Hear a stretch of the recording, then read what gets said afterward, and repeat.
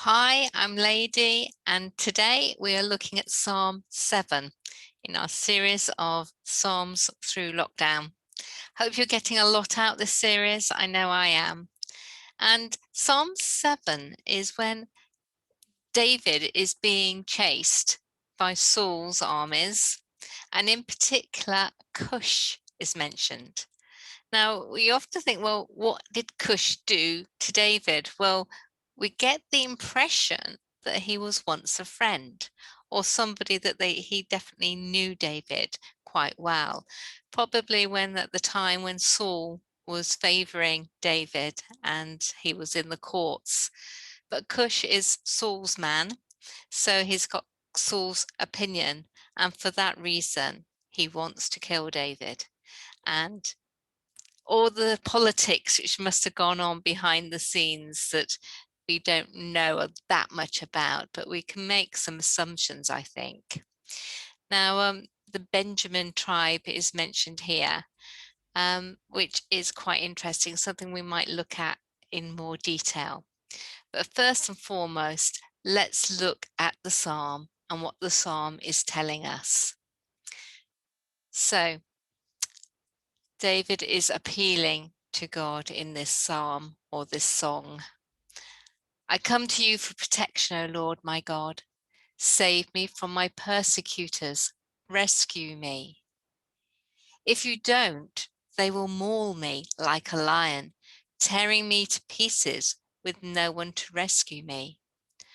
O my Lord, if I have done wrong or am guilty myself of any injustice, if I have betrayed a friend or plundered my enemy without cause, then let my enemies capture me. Let them trample me into the ground and drag my honor into the dust. Arise, O Lord, in anger. Stand up against the fury of my enemies. Wake up, my God, and bring justice.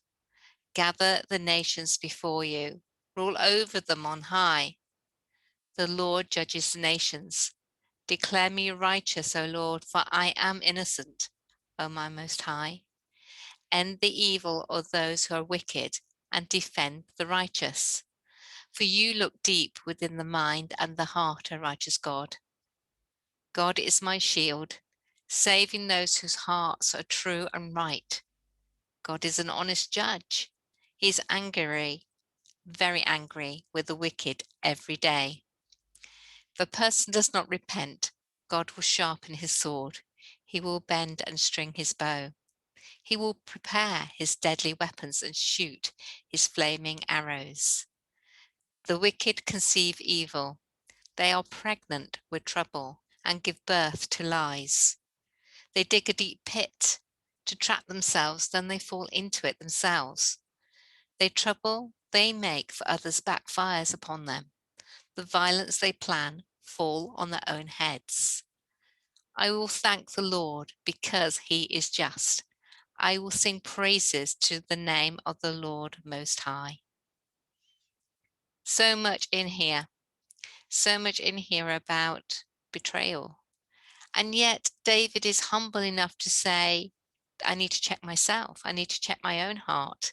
And if I have played people false and not had their best interests at heart, even my enemies, if there wasn't a cause for me to make them an enemies, he's saying to the Lord, okay, then it is my turn, it's my time to die.